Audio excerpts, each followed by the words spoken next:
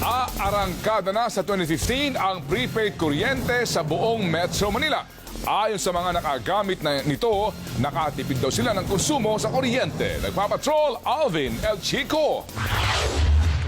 May refrigerator, TV at iba pang regular na gamit sa bahay sina Archie pero hindi sila namumroblema sa bayarin sa kuryente. Simula kasi nang mag-prepaid kuryente sila, nalimita raw ang gamit kaya bumaba rin ang gasto sa Meralco. Nagbibill po kami sa buwanan dati ng 3,000. Ngayon naglalaro po ang bill namin ng 1,300 to 1,500 pesos po. Mga 500 hanggang 1,000 pesos naman ang natipid sa gastos ng pamilya Barrientos matapos masali sa pilot testing ng prepaid kuryente.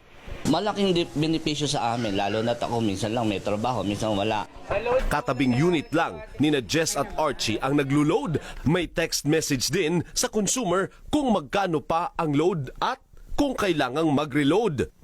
Sa ilalim nitong prepaid kuryente, hindi na kailangang magbayad ng service deposit na karaniwang pumapalo ng 1,300 hanggang 1,400 sa ordinaryong household. Ang kailangan na lang minimum na 200 pesos na load na pwede namang ikonsumo ng household.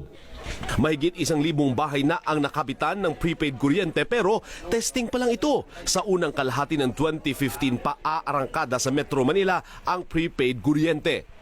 Meron na tayong over 12,000 applications sa kuryente load. We're looking at 40,000 customers initially. Dahil daily na siya, even yung behavior niya sa pagkonsumo, naisa sa ayos niya.